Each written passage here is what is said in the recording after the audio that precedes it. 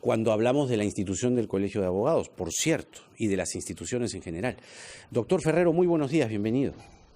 Muy buenos días, doctor. Jaime. Gusto escucharlos a usted y a todos los que están con usted en la cabina.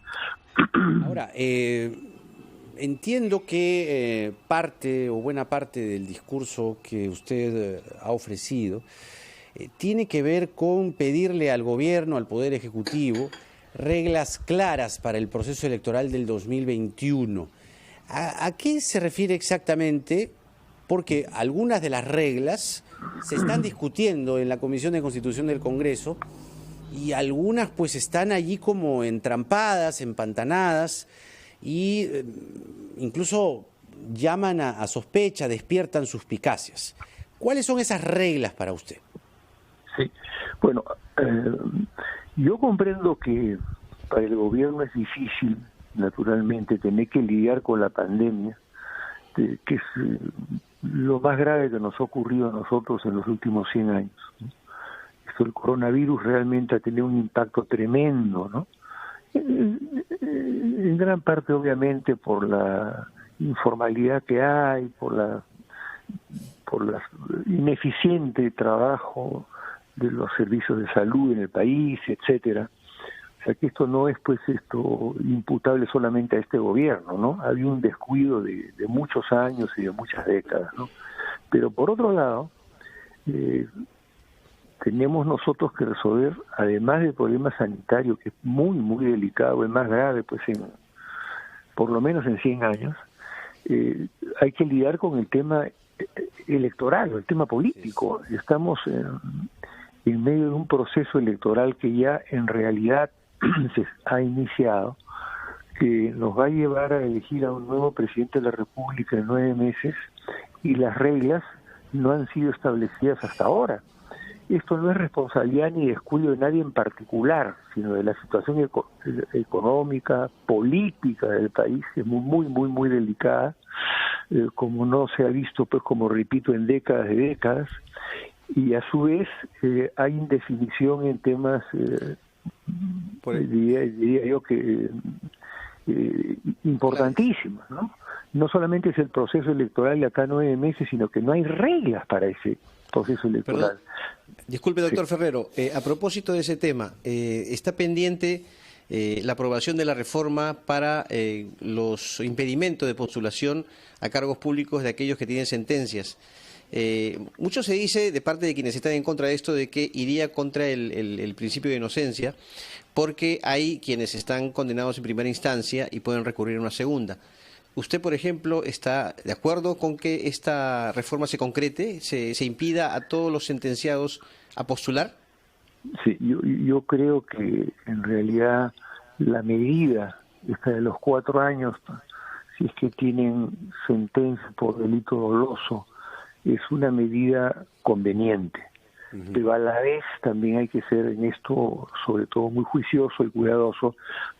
Hay ahí una cierta colisión con lo que la Constitución establece y determina, y además protege el principio de inocencia. Pero aún así creo yo que en estos momentos, por las circunstancias por las que atraviesa el país, esta medida, este propósito resulta muy importante, porque tampoco es que se le vaya a impedir a esta persona solamente candidatear, sino que la persona que quisiera candidatear y no puede porque tiene esa sentencia por delito doloso, esto tiene un proceso judicial todavía por delante, donde podrá aclararlas. Perdón, esa barrera de los 4 años se eliminó, o sea, es todo sentenciado. Pero la barrera de los 4 años es porque hay una situación muy, muy delicada en el Congreso, ¿no? Estamos viendo que la representación parlamentaria, a la cual nosotros le damos mucha importancia en el sistema democrático, porque es el que contiene los abusos de poder del Poder Ejecutivo, y para eso hay un parlamento, ¿no? Que no solamente legisla, sino también controla al Poder Ahora, Ejecutivo. no solo en el Congreso, el alcalde de Trujillo tenía sentencia en primera instancia por un asunto en La Esperanza, me parece, o no Esperanza, el distrito de La Esperanza. Sí.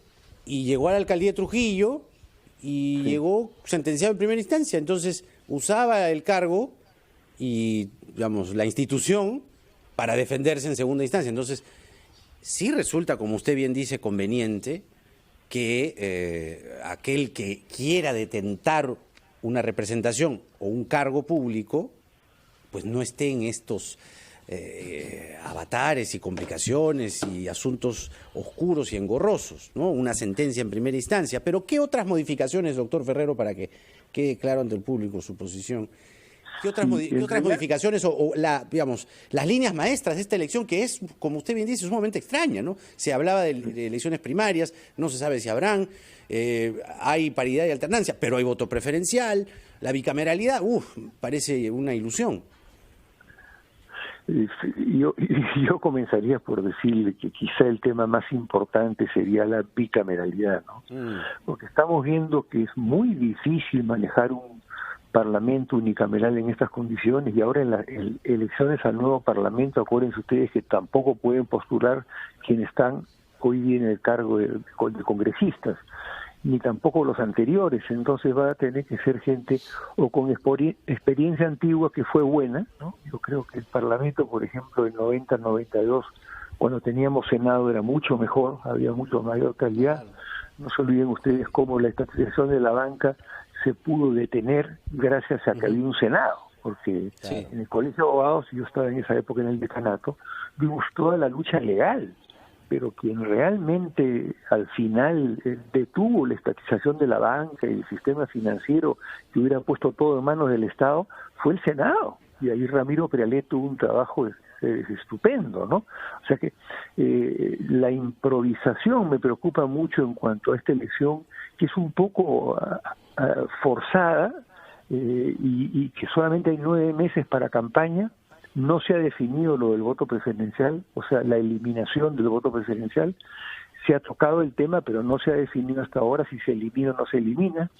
No tenemos segunda cámara, no hay ninguna posibilidad de que esto ocurra, porque en el referéndum se hizo una consulta al pueblo, pero se le juntó el tema del Senado con la cuestión de confianza, mezclando papas con camotes, y finalmente al menos, doctor, hay proyectos que están obviamente en espera en el Congreso. Le agradecemos mucho, doctor, por su participación esta mañana en RPP Noticias, y habrá oportunidad seguramente de conversar más adelante sobre este panorama electoral que se nos viene. Y esperar gracias, doctor Ferrero Costa, y esperar además qué nos depara esta reforma que está discutiendo la Comisión Chejade, o el Congreso en general, porque hasta ahora lo que el Congreso nos ofrece pues son ajos y cebollas, ¿no? Por lo menos el congresista de Alianza para el Progreso, pues en las últimas horas, ¿no? Ayer estaba previsto, muy concreto, Jaime, estaba previsto que se vote el tema de los impedimentos, no se votó. Será para el próximo pleno. Hay interpelación al ministro de Educación más bien, ¿no? Vamos a la pausa en Ampliación de Noticias y continuamos con más al volver.